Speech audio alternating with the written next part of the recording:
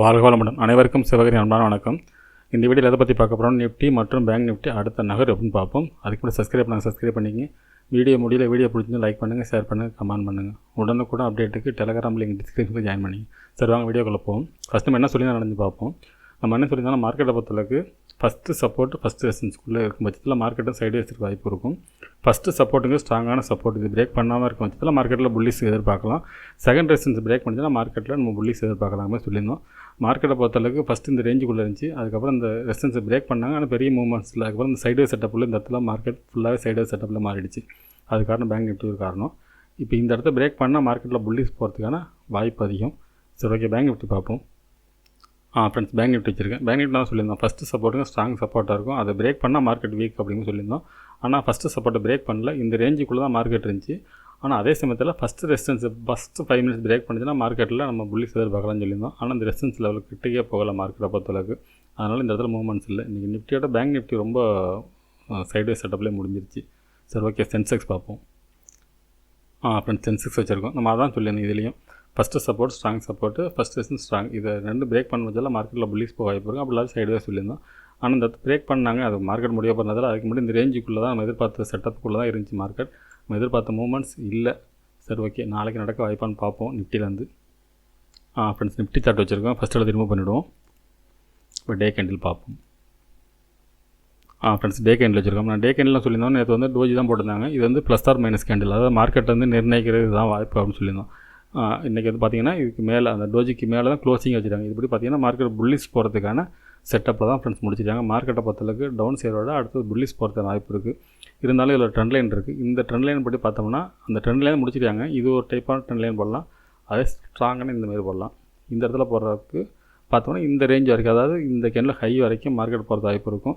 ஒருவேளை நாளைக்கு மார்க்கெட்டில் ஒரு கேப் அப் இருந்துச்சுன்னா இதை பிரேக் பண்ணுறதுக்கான வாய்ப்பும் அதிகம் ஃப்ரெண்ட்ஸ். நாளைய மார்க்கெட் வந்து புல்லிஸ்க்கான வாய்ப்பு தான் அதிகமாக தெரியுது ஃப்ரெண்ட்ஸ். சரி, ஓகே, 15 மினிட்ஸ் பார்ப்போம் நாளைக்கு என்ன நடக்க வாய்ப்புன்னு. ஃப்ரெண்ட்ஸ், 15 மினிட்ஸ் வச்சுருக்கோம். இப்போ பார்த்தோம்னா ஃபஸ்ட்டு ரெசிஸ்டன்ஸ் பார்த்தோம்னா இன்றைக்கி போன ஹை தான் 23,183 ஃபஸ்ட்டு ரெசிஸ்டன்ஸாக இருக்கும். அதுக்கடுத்து பார்த்தோம்னா 23,254, அடுத்து 23,347. சப்போர்ட்னு எடுத்துட்டோம்னா 23,115 அப்படிங்கிறது ஃபஸ்ட்டு சப்போர்ட்டாக இருக்கும். அது ஸ்ட்ராங் சப்போர்ட்டாக இருக்கும். அதுக்கடுத்து பார்த்திங்கன்னா 23,000ங்கிறது அதுக்கடுத்த சப்போர்ட். அது கீழே போடல. என்னோடய பாயிண்ட் ஆஃப் வியூவில் மார்க்கெட்டை பொறுத்தவரை அப்சைடு போகிறதுக்கான வாய்ப்பு அதிகம். அதனால கீழே நான் சப்போர்ட் போடல. இப்போ பார்த்தோம்னா இந்த ஃபஸ்ட்டு இந்த சப்போர்ட்டை பிரேக் பண்ணாமல் மார்க்கெட் இருக்கும் பட்சத்தில் மார்க்கெட்டில் வெரி புல்லிஸ் எதிர்பார்க்கலாம்.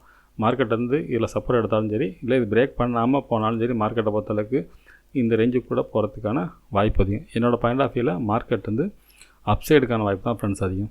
இல்லை ஒரு கேப் அப் இருக்குது, டேக்கு மேலே ஃபஸ்ட்டு 5 மினிட்ஸ் பிரேக் பண்ணாலும் மார்க்கெட் அப்சைடு போக வாய்ப்பு இருக்கும். ஒருவேளை மேலே பிரேக் பண்ணிச்சுன்னா ரீடெஸ்ட் பண்ணிவிட்டு போகிறது வாய்ப்பு இருக்கும். ஒரு கேப் அப் இருக்கும் பட்சத்தில், உதாரணத்துக்கு இப்போ இந்த இடத்துல மார்க்கெட் ஓப்பன் ஆகுதுன்னா திருப்பி வந்து ஃபஸ்ட்டு ரெசிஸ்டன்ஸோ இல்லை கீழே வந்து எடுத்துகிட்டு போகிறதுக்கான வாய்ப்பும் அதிகம் ஃப்ரெண்ட்ஸ். சரி, ஓகே, பேங்க் நிஃப்டி பார்ப்போம். ஃப்ரெண்ட்ஸ், பேங்க் நிஃப்டி வச்சுருக்கோம். ஃபஸ்ட்டு எடுத்து ரிமூவ் பண்ணிவிடுவோம். இப்போ டே கேண்டில் பார்ப்போம். ஃப்ரெண்ட்ஸ், பார்த்திங்கன்னா டே கேண்டில் வச்சுருக்கோம். இந்த டே கேண்டில் செட்டப்படி பார்த்திங்கன்னா வெரி புல்லிஸ் தான். அந்த ஹையை பிரேக் பண்ணல, இருந்தாலும் மார்க்கெட்டை பொறுத்தளவுக்கு இது ஒரு புல்லி செட்டப் தான். இப்போ நம்ம ஒரு ட்ரெண்ட் லைன் கூட நம்ம சொல்லியிருந்தோம். அந்த ட்ரெண்ட் லைன் பிரேக் பண்ணி நேற்று கூட அது ஒரு டைப்பில் பார்த்தோம்னா ட்ரெண்ட் லைன் உள்ளே தான் இருந்துச்சு. இந்த டைப்பில் அதே டைப்பில் இப்படி போட்டோம்னா ட்ரெண்ட் லைன் பிரேக் இருந்துச்சு. ஆனால் இது மேஜர், இது போட்டாலுமே மார்க்கெட் வந்து இப்போ பார்த்திங்கன்னா இந்த ட்ரெண்ட் லைனுக்கு வெளில தான் கேண்டில் போட்டு க்ளோசிங் வச்சு மேலே க்ளோசிங் இதுக்கு மேலே தான் இருக்குது. இதுபடி பார்த்தோம்னா நேற்றோட ஹையை பிரேக் பண்ணதில் மார்க்கெட்டில் புல்லிஸ் எதிர்பார்க்கலாம். இது வந்து ஆனால் இந்த ரெசிஸ்டன்ஸ் ஏரியா பார்த்தோம்னா இந்த 49,650 அப்படிங்கிறது ஒரு ரெசிஸ்டன்ஸ் ஏரியா இருக்கும். இந்த இடம், இந்த டாப்பு, இதையும் பிரேக் பண்ண பட்சத்தில் மார்க்கெட்டில் வெரி புல்லிஸ் எதிர்பார்க்கலாம். இது டே கேண்டில் செட்டப் படி. சரி, ஓகே, 15 மினிட்ஸில் பார்ப்போம் என்ன நடக்க வாய்ப்புன்னு. ஃப்ரெண்ட்ஸ், 15 மினிட்ஸ் வச்சுருக்கோம். இப்போ பார்த்தோம்னா ஃபஸ்ட்டு ரெசிஸ்டன்ஸ் பார்த்தோம்னா 49,247 நேற்றோட ஹை. அதுக்கடுத்து 49,543, அதுக்கடுத்து 49,979, 48,000 50 ரவுண்டாக வச்சுக்கலாம் அந்த இடத்துல. ஆனால் அந்த இடத்துல ரெசிஸ்டன்ஸ் இருக்குது. சப்போர்ட்னு எடுத்துகிட்டோம்னா 48,968ங்கிறது ஃபஸ்ட்டு சப்போர்ட்டாக இருக்கும். அதுக்கடுத்து 48,859. சரி, ஓகே, இது என்ன மாதிரி மூவ்மெண்ட்ஸ் பார்த்தோன்னா நிஃப்டி தான் ஃபஸ்ட்டு சப்போர்ட், ஸ்ட்ராங் சப்போர்ட். இது பிரேக் பண்ணாமல் மார்க்கெட் இருக்கும் பட்சத்தில் மார்க்கெட் வந்து இந்த செகண்ட் ரெசிஸ்டன்ஸ் தாண்டி தேர்ட் வரைக்கும் போகிறதுக்கான வாய்ப்பு அதிகம். இதையும் பிரேக் பண்ணுறதுக்கான வாய்ப்பும் அதிகம் ஃப்ரெண்ட்ஸ். அதுக்கான செட்டப் தான் இருக்குது. ஒரு வேளை ஃபஸ்ட்டு கேப் அப் இருந்து இந்த ஃபஸ்ட்டு ரெசிஸ்டன்ஸ் பிரேக் பண்ணிச்சுன்னா, அதுக்கு மேலே பிரேக் இருந்துச்சுன்னா மார்க்கெட்டுக்கு மேலே போயிட்டு திருப்பி இந்த கேப் ஃபில்லிங் இருக்கும்ல, இது ஃபில் பண்ணிவிட்டு திருப்பி அப்சைடு போகிறதுக்கான வாய்ப்பு அதிகம். கீழே ஏன் சப்போர்ட் போடலன்னா மார்க்கெட் என்னோடய பாயிண்ட் ஆஃப் வியூவில் இறங்கிறதுக்கான வாய்ப்பு ரொம்ப ரொம்ப கம்மி. இதில் ட்ரெண்ட் லைன் கூட போடலாம், இந்த ரேஞ்ச் இறங்குறதே வாய்ப்பு, அதாவது ஃபஸ்ட்டு சப்போர்ட்டு கூட வராது, அதுக்கான செட்டப் தான் இருக்குது. இந்த ட்ரெண்ட் லைனை பேஸ் பண்ணி மார்க்கெட் வந்து அப் சைடு போகிறதுக்கான வாய்ப்பும் அதிகம் ஃப்ரெண்ட்ஸ். நம்ம இந்த சப்போர்ட்டை கூட இடம் மாற்றி கூட போட்டலாம், இந்த ரேஞ்சில் கூட போடலாம். ஏன்னா அந்த மாதிரி தான் இருக்குது மார்க்கெட்டை பொறுத்தளவுக்கு. இந்த 49,000 அப்படிங்கிறது இந்த ரவுண்ட் ஃபிகராக இந்த இடத்துல கூட நமக்கு சப்போர்ட் எடுத்து அப் சைடு போகிறதுக்கான வாய்ப்பு தான் ஃப்ரெண்ட்ஸ் ரொம்ப அதிகம். சரி, ஓகே. சென்செக்ஸ் பார்ப்போம். என்னோடய பாயிண்ட் ஆஃப் வியூவில் ரெண்டுமே புல்லிஸாக தான் இருக்குது. நிஃப்டியும் அப்படி தான் இருக்குது, பேங்க் நிஃப்டியும் அப்படி தான் இருக்குது. அப்படி இருக்கும் பட்சத்தில் மார்க்கெட்டில் நம்ம கிளியரான புல்லிஸ் பார்க்கலாம். அது டபுள் சைடு வாய்ப்புனா நம்ம வந்து ஒரு சைட்வேஸ் இருக்கும் அப்படிங்கிற மாதிரி சொல்லலாம். ரெண்டு பேருமே கன்ஃபர்மேஷன் வந்து புல்லிஸ் கொடுக்குறப்ப மார்க்கெட்டில் நம்ம பெரிய புல்லிஸை எதிர்பார்க்கலாம். சரி, ஓகே. சென்செக்ஸ் பார்ப்போம். ஃப்ரெண்ட்ஸ், சென்செக்ஸ் வச்சுருக்கோம். ஃபஸ்ட்டு அதை ரிமூவ் பண்ணிவிடுவோம். இப்போ டே கேண்டில் பார்ப்போம்.